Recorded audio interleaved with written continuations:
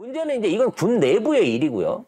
이거를 정치적으로 해갖고 지금 민주당을 비롯한 야당들이 내놓았던 탄핵안에 대해서 국짐이 진짜로 뭐 당론으로 해갖고 이걸 막겠다고 안 막아질 것 같은데 적극적으로 나서게 된다면 이게 내일 표결에서 가결이 되면 이 정권이 끝나긴 하지만 부결이 되면 이 정권의 끝도 가고 있는 거예요. 그리고 이게 추경호의 발표하고 한동훈의 태도가 다릅니다. 한동훈은 아직도 도대체 이제 그 최고회의에 가갖고 비공개로 해서 뭔 얘기를 했는지 모르는데 왜 나도 체포를 하려고 했냐 뭐 이런 얘기도 물어봤다고 하고. 아, 그러니까 한동훈 입장에 더 열받았겠지. 씨! 나 같은 편 아니었어? 네. 나는 왜?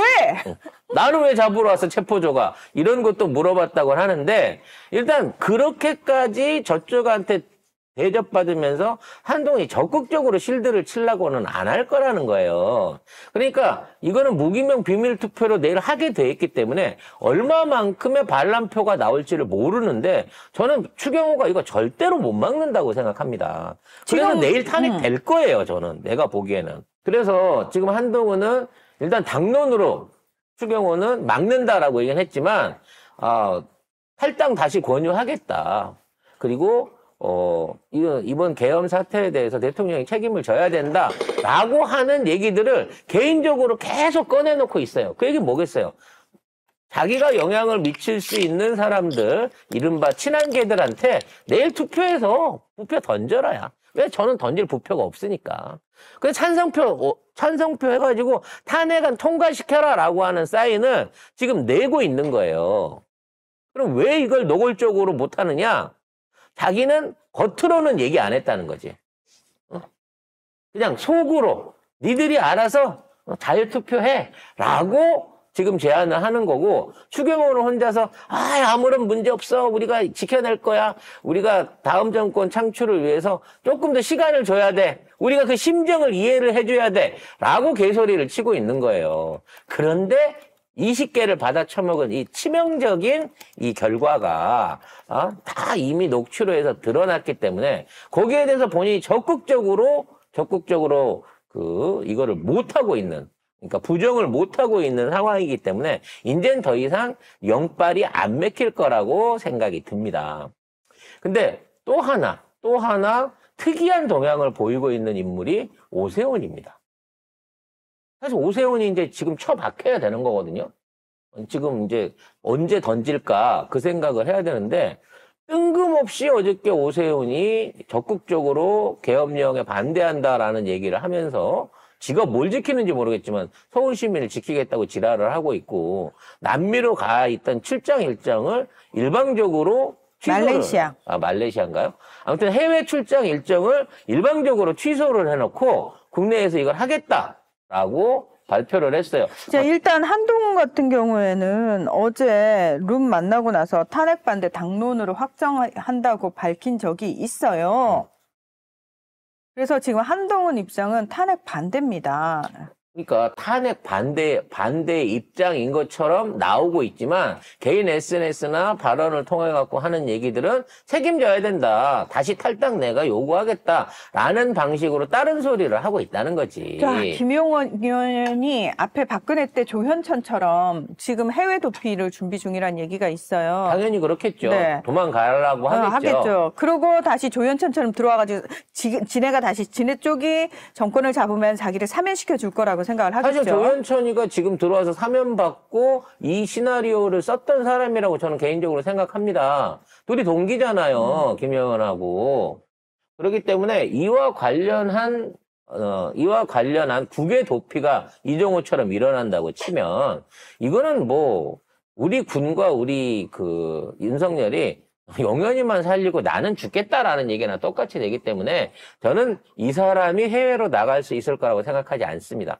법무부에서라도 어떻게 해서든 이 출국 금지를 내려가지고 현장에서라도 못 나가게 막을 거라고 저는 믿고 있는데 그럼에도 불구하고 얘네들을 내보낸다. 그럼 뭐 스스로 정권을 포기하는 거나 마찬가지 결과가 되겠죠.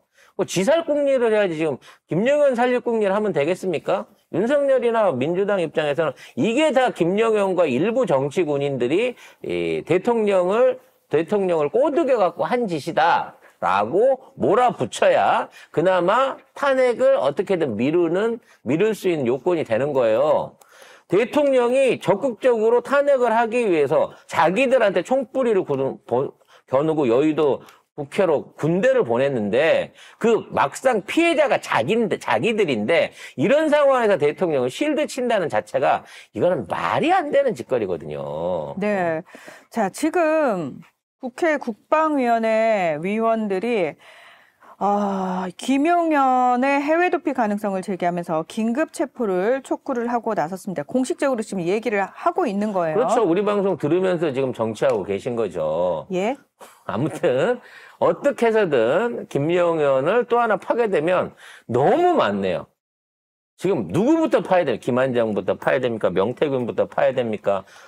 한동훈 가발과 게시판을 파야 됩니까? 아니면 지금 계엄을 저질렀던 김용현을 먼저 파야 됩니까?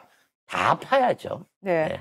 지금 아마 분위기를 보셨겠지만 계엄령이 선포되고 나서 막 혼란스러운 상황에서도 어떤 보도들이 계속 나왔냐면 이거는 윤핵에 김용현이 계엄을 하자라고 먼저 건의를 했기 때문에 당연하죠. 그쵸? 근데 절차상 원래 국방장관이 해야 되는 게 맞죠? 그래서 했는데 저는 그때부터 약간 이상한 느낌이 드는 거예요. 혹시 이게 잘못되면 이 모든 책임을 김용현한테 몰아가기 위해서 준비가 된 건가라는 생각도 일견 들어요. 왜냐하면 박안수 계엄군 사령관도 나와가지고 뭐라고 얘기를 했냐면 자기는 몰랐다. 자기도 보도 보고 알았다. 뉴스 보고 알았다라고 이야기를 하고 포고령 네가 쓴 거 아니야. 내가 안 썼다. 포고령을 주는데 포고령을 보니까 이게 법적으로 문제가 없는지 확인을 해야 된다라고 자기가 장관한테 얘기를 했더니 자기의 뜻과 상관없이 발표가 됐을 뿐만 아니라 자기는 계엄군에게 어떤 명령을 내린 적이 없다. 그러면 걔네들 누구 명령 받고 움직인 거냐 그랬더니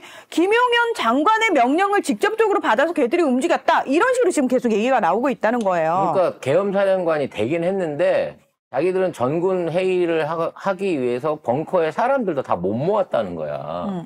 근데 이미 진행되고 있는 상황은 모든 거 하나가 국회 장악, 선관위 장악, 이 두 가지에 대한 것들은 누가 했는지 모르지만 진행을 하고 있었다는 거죠. 그러니까 그 공관 멤버들이 오로지 목표는 한 군데는 선관위, 한 군데는 국회로 해갖고 거기에 올인빵을 던진 거예요.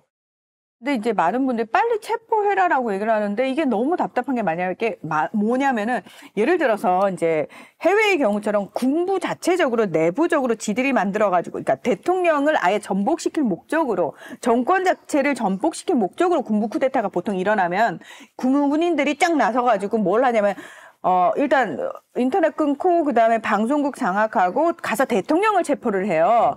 이런 식으로 일사불란하게 되는데 지금 상황은 뭐냐면 대통령이 스스로 계엄령을 내린 거예요. 그렇죠. 그렇기 때문에 우리가 지금 민주주의 국가잖아요. 그러면은 대통령을 즉각적으로 체포해야죠. 누가요?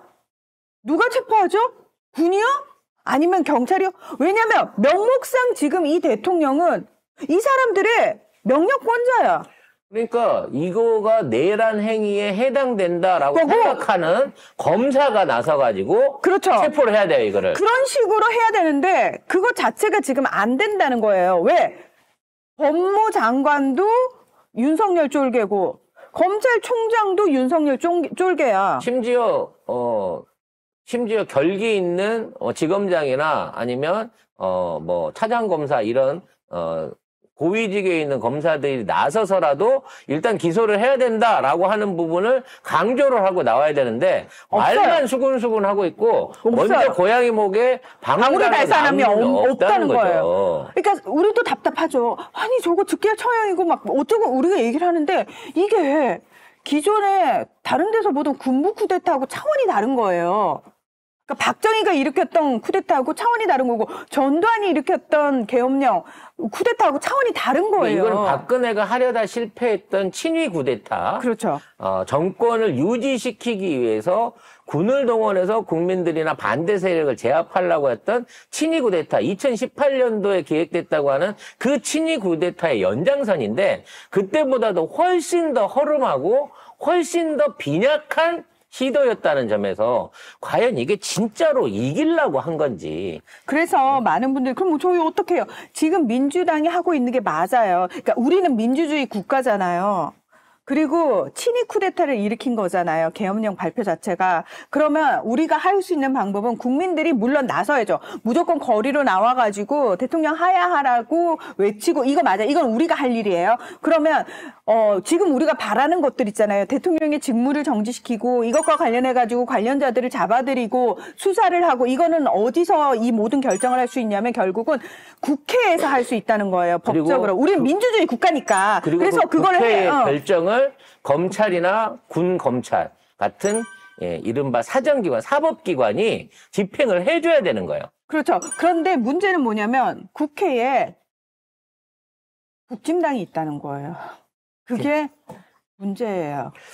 그래서 일단은 탄핵안이 내일 표결이 되는 걸 보고 그 다음 단계를 준비를 해야 된다. 지금 떠들고 있는 거는 이 민주당 일방적인 요구일 뿐이고요. 결국은 이걸 액션으로 실행해 주려고 하면 일단 대가리를 쳐내야 됩니다. 그러고 나면 자동으로 나머지에 대해서는 진행이 될 수 있을 걸로 보여집니다. 자, 경체포 명령은 누가 하나요? 일단 경에 대한 직무정지를 법적으로 내려야 되는 거잖아요. 그리고 그게 국회에서 이루어져야 돼요. 그리고 이게 내란죄다라고 하는 증거와 그 정황을 가지고 검찰이 나서줘야 된다. 검찰이. 그러니까 김지영님이 200석이 안 되니라고 안타까워하셨는데 맞아요. 이게 만약에 우리가 진짜 지난 총선에서 너무 가슴 아픈 게 제가 앞서서 그랬잖아요. 무소속까지 다 끌고 모으면 우린 탈탈 끌고 모아도 192석인 거예요. 그러니까 이게 만약에 우리가 정말 200석을 훌쩍 넘긴 상황이었으면 우리 이 모든 걸 여러분이 원하는 이 모든 걸 일사천리로 할 수 있었어요. 그런데 지금 우리가 그 8석 때문에 아무것도 사실은 못하고 있는 거고 시간이 걸리는 거예요. 하지만 저들이 내분을 일으키고 분열하고 있기 때문에 이번 탄핵안만큼은 반드시 국회에서 통과가 될 것으로 기대를 하겠습니다. 자.